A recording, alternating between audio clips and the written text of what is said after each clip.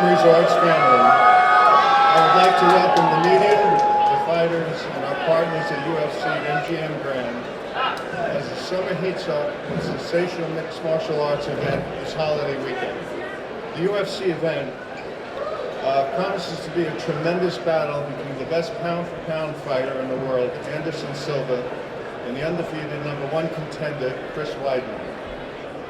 The evening will also feature championship fights including Frankie Edgar against Charles Oliveira and Tim Kennedy versus Roger Gracie. Silva will be fighting at MGM Grand for the first time in more than 2 years and looks to hold on to his reign atop the world and defend his middleweight title for the 11th time. Weidman will make his return to MGM Grand with the hope of extending his professional record to 10-0. He will use his incredible wrestling skills and power in his attempt to defeat Silva.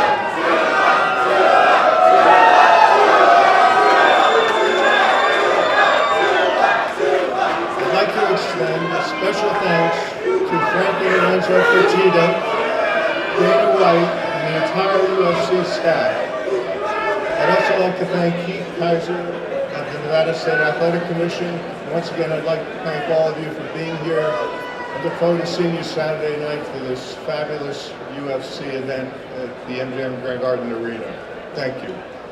And now I'd like to introduce somebody that you all know, my friend Dana White.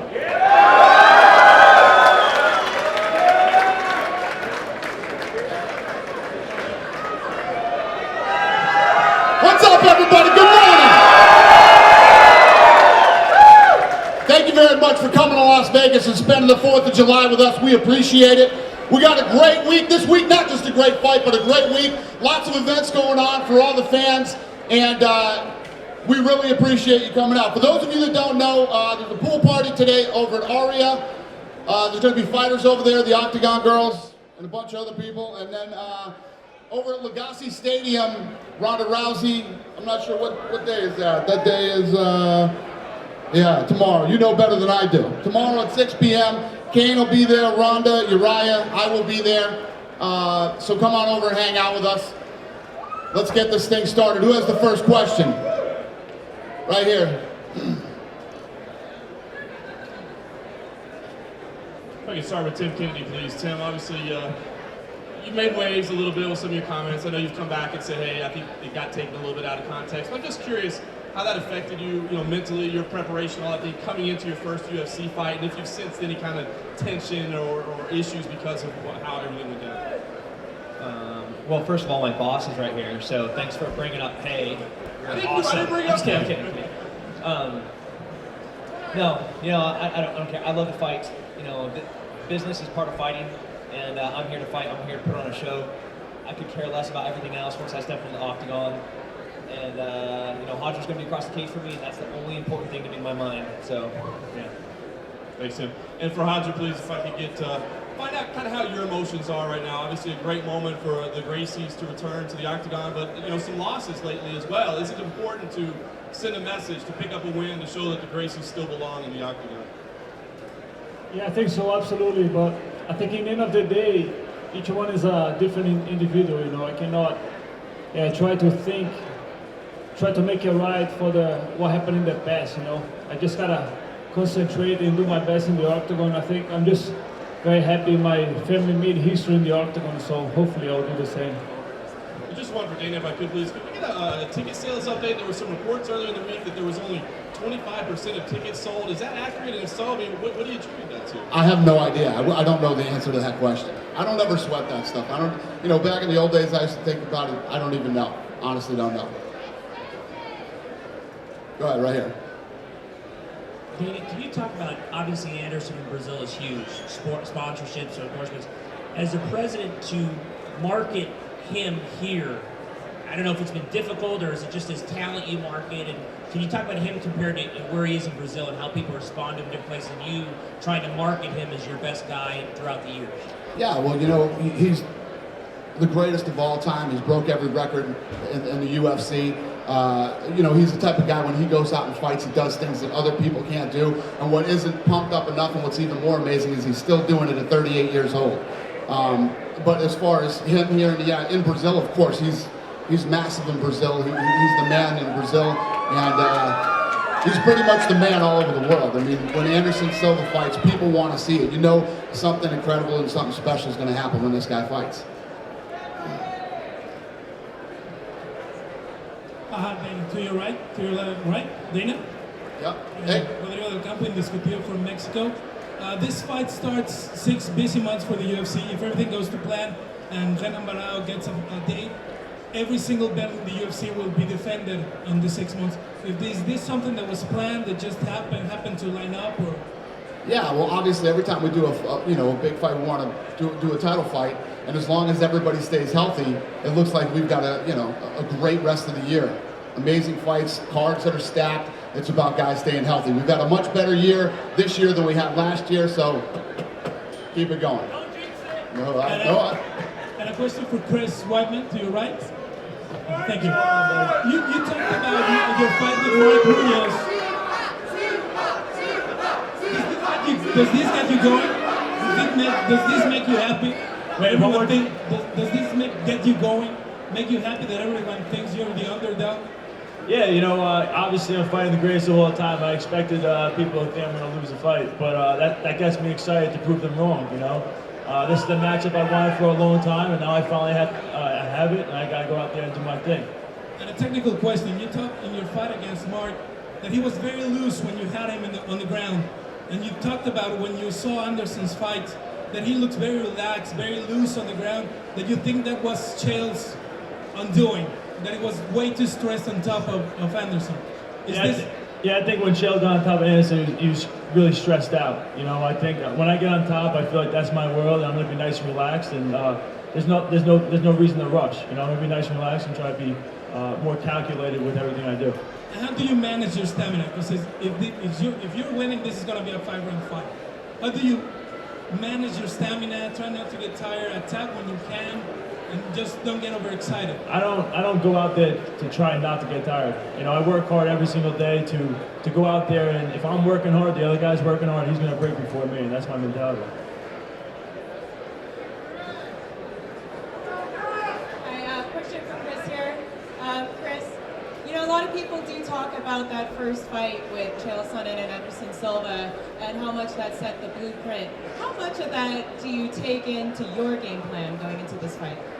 I mean, well, obviously, you know, he was taken down a bunch of times in that fight, so that's something that I'm going to, you know, try to do. But, you know, I've watched that fight live. I watched it maybe one other time, so it's not like I'm exploring that fight and trying to do exactly what Chael does. I'm going to be Chris Weidman. I'm not going to be Chael Sonnen, and I think that's a more devastating matchup for him than Chael Sonnen was. So. And a question for Mark Munoz.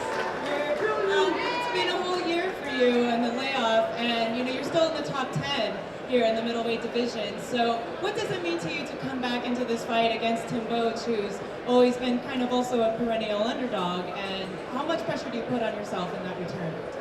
It means the world to me to be back right now.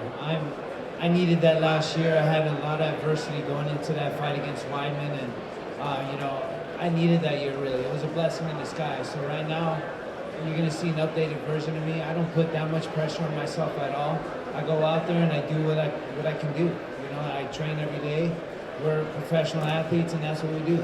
So you're gonna see a lot of hard work just inside that cage. You're gonna see the best version of me for sure. Just to follow up on that, Mark, I had heard that you actually came down from being at about, 260 walking around that, or something like that? Can you talk Hey about man, that? I just want to just clear that up. I went through depression because I kind of took it hard. I really did. After having the year I had, it was tough for me. I'm not a guy that does drugs or alcohol, parties, but shoot, I eat. I was like fat bastard on Austin Powers. I ate because I was sad, and I was sad because I ate. That's how it was, man. And it got so bad that I looked at myself in the mirror one day and I was like, what the heck just happened, you know? And I called my trainer. I was like, hey man, I need to do something right now. And I called him up, went in, and I just broke down in his office. Todd Norman, he's here right now, over with Velocity. He just took me in. A lot of hard work, no PEDs, all natural, free range, grass-fed, like organic, everything, man. It's all hard work. So, you know, I mean, now I'm in the best shape of my life, and I'm ready to get back. Thank you. Dana, it's Karen. I have a question for you over here. Dana? Hey. How are you? How are you? I'm great. Yesterday at the open workout, spoke to several of the fighters who are here right now, most of whom are known for finishing fights. Asked them about the possibility of fight night bonuses going away. They all lamented that, and it's because several of them have gotten those kind of bonuses, really were sad about the idea about that going away. So I'm just curious the status of that, and if it's a zero-sum game, you know, if there's a way to pay guys more and I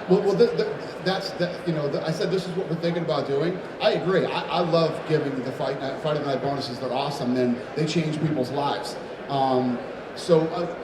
Before a decision like that's made, we're going to talk to the fighters too. This isn't something that Lorenzo and I are just going to say, yeah, this is what we're going to do. We're going to talk to a lot of fighters about it before we make those type of decisions. Thank you. Yep.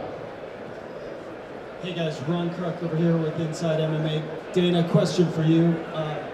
The odds makers here at the MGM currently have Anderson Silva roughly about a 2.5 to 1 favorite. It's been a long time since those odds have been so close. Your thoughts? Are you at all surprised at how tight those odds are? Yeah, I think these are the lowest odds Anderson Silva's ever fought with in a long time.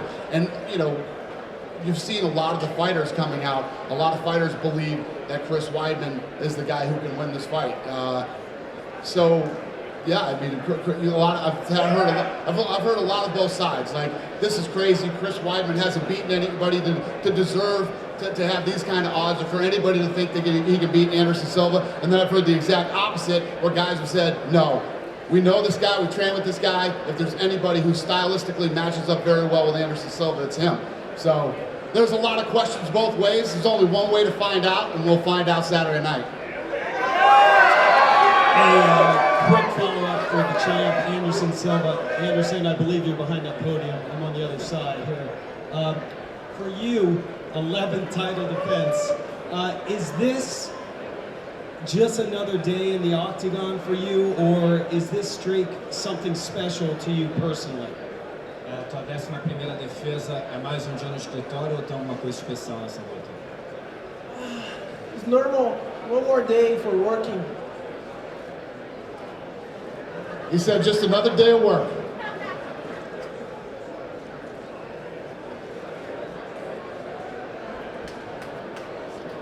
Meu nome é Anaís, eu Sport TV, vou perguntar em português para os brasileiros, até por causa do público aqui. Queria falar com todos os brasileiros. Na verdade, Anderson, a gente, como o Dan acabou de falar, está tendo muitos americanos apostando numa vitória do Chris Weidman, e o Chris meu quanto essa torcida aqui, inclusive que nem no ano passado, na mesma data, no Tian Sony, o Brasil vindo em peso para essa luta, o quanto isso te motiva, para o Charles do Bronx, como é lutar num evento como esse, já nessa grandiosidade, contra o Frank Edgar fazendo o Common Event da noite, e para o Roger, como é que é então um Gracie, né, voltando às origens, de volta um Gracie ao UFC, e essa pergunta também para o Dana, como é que para o UFC é ter de volta um Gracie para o UFC? Parabéns, Dana. Good luck with that.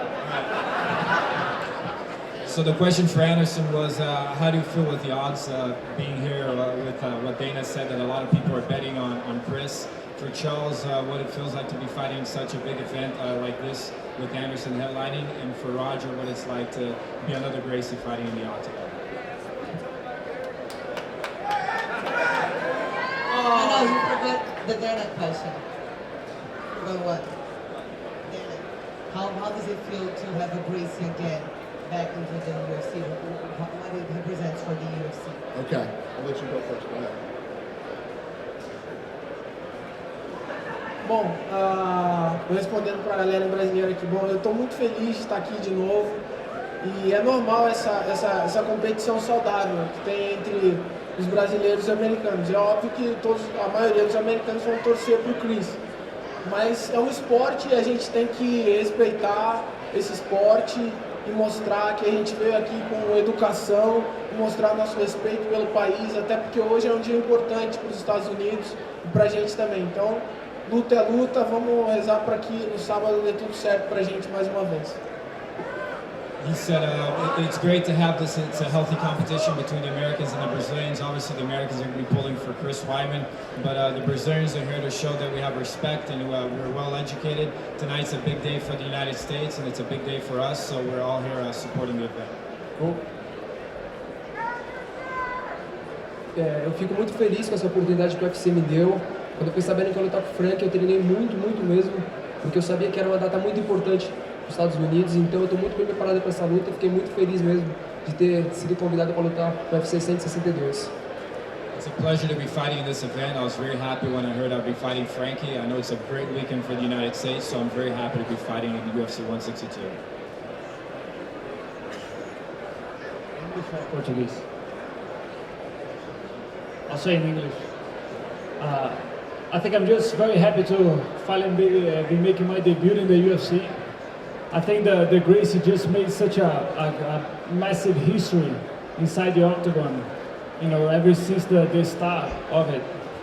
When my cousin Harden came with the idea to create the UFC, so I think finally being part of it, it just brings a special feeling for me. So I think hopefully I'll keep up with the legacy. And like he said, you know, obviously, I personally in the UFC have a lot of respect for the Gracie family. They started this whole thing. None of us would be here if it wasn't for them. And anytime we have a Gracie competing, it's always fun. So, go ahead. This question's for Frankie. Frankie, with a convincing victory, does this get you back to where you're expected, fighting for the gold? You know, winning's gonna only get me in the right direction, and that's you know, towards the title shot. I don't know if it'll get me an immediate one, but it'll definitely get the wheels rolling. The next thing is happy July 4th, and Tim Kennedy, thank you for your military service, my man.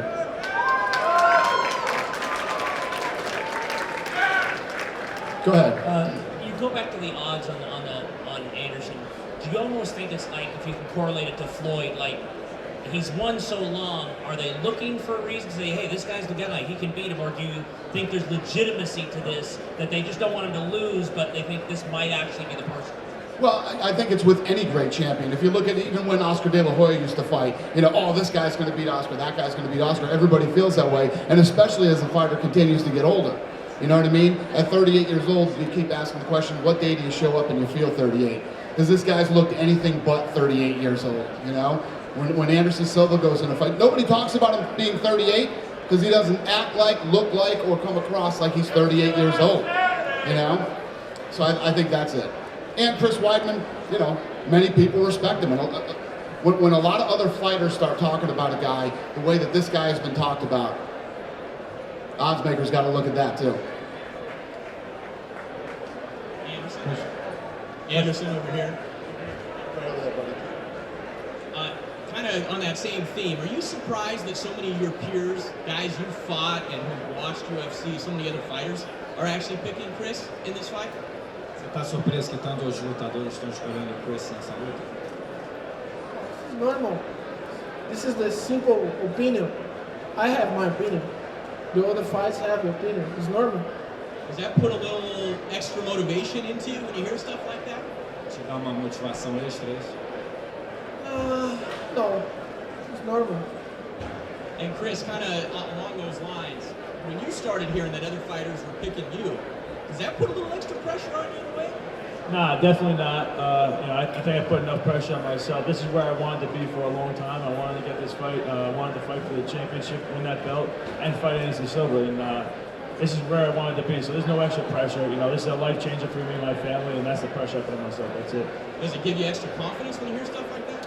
I think a little boost of confidence that, you know, a lot of the guys haven't even trained me or seen me train, and they see something that they think I could beat Anderson Silva. So I think it's pretty cool because a lot of the fighters, you know, they know what they're looking at. So definitely. So just to answer your question earlier, I didn't know the answer. I got it. 12,400 tickets have sold. We have a $4.26 million gate. So there you go. Question for Chris Weidman right here in front. How's it been different having John Danaher in your camp this time? As you were getting going, he had like a syllabus for you to kind of follow. And what's that been like to have a structured camp like that? It's huge. Every single one of my camps, I kind of just would wake up in the morning and call the best guys around and work out with them and just go as hard as I possibly can. And with that, he kind of made it more professional. You know, he works with GSP, and so obviously, I think GSP is known as one of the most professional guys in the sport. And so he took a lot of that from him, and it was just very structured. I knew what I was doing every day, and everything was specific into beating Anderson Silva, not just fighting anybody. So it definitely helped a lot. And I brought guys in for the first time, some guys that can emulate him. So camp has been awesome. Question for Anderson. Probably can't see me, but it's all right if you can hear me, Anderson. A few months back, there was a video that was posted online of you meeting a sick child that received a lot of attention, and obviously it was in Portuguese, so it was hard to understand what was going on. Can you tell us if you know how that child is doing, and what was your reaction to the way he reacted to you, the way he started crying and felt so great about just meeting you? How did you react to that? Fala daquele vídeo que estava na internet de você que encontrou aquela criança doente, você sabe como é que ela está e o que estava acontecendo ali, o que ela tinha? Na verdade, ele tinha um problema no quadril e eu estava no meu dentista e meu dentista falou que o menino era muito fã e que gostaria muito de poder me conhecer a mim, ao Rodrigo. E aí eu estava no meu dentista e o meu dentista levou o menino para conversar comigo e a gente acabou ajudando ele de uma forma bem bacana. A nossa fisioterapeuta tratou ele, hoje ele voltou a andar, já está andando, graças a Deus.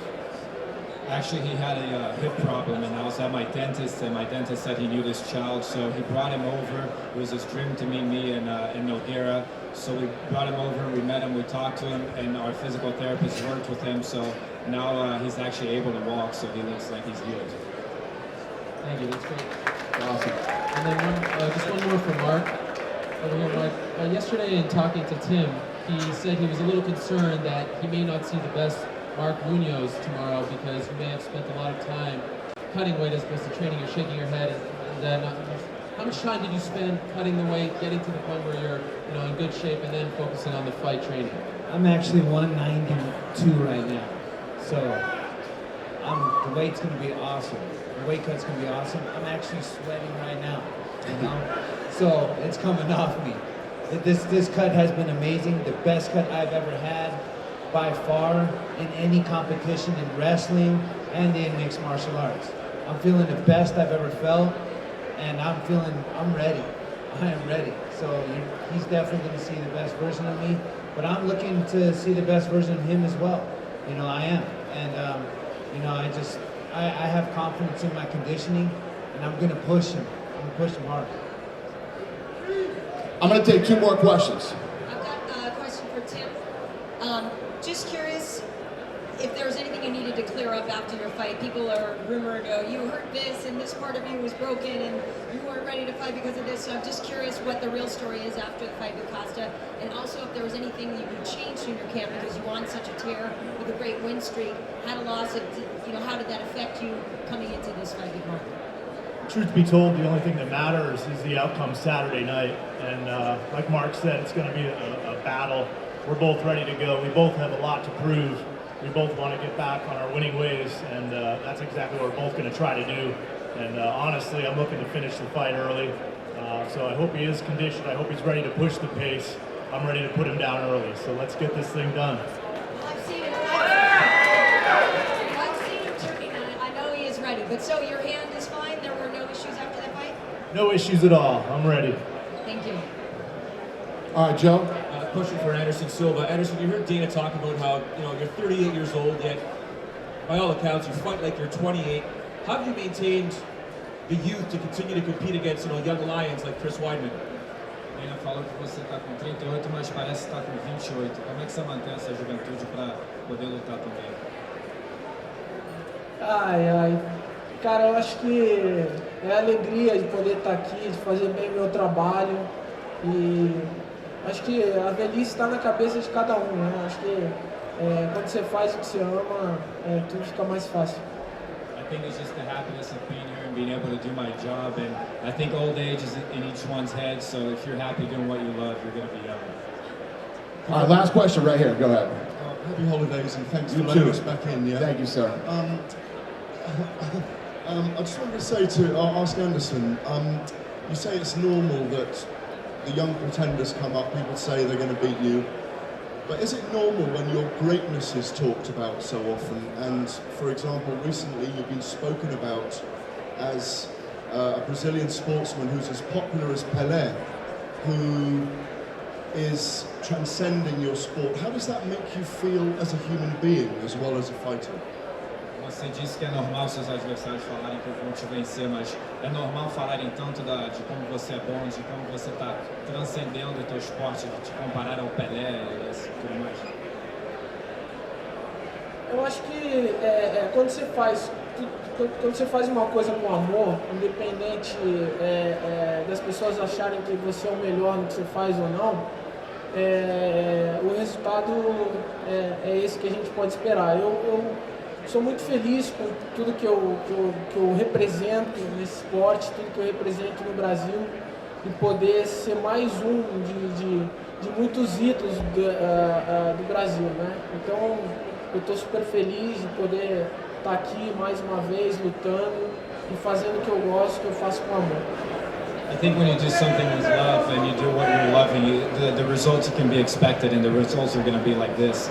And I'm just very happy to be representing my sport, representing Brazil, and be among so many idols, and very happy to be here doing my job and doing what I love to do. Awesome. So I'm going to get all these guys. We're going to rip this stuff out of here. I'm going to square them off for photo ops. Have a great and safe 4th of July. Thank you so much for coming out, everybody. We appreciate it.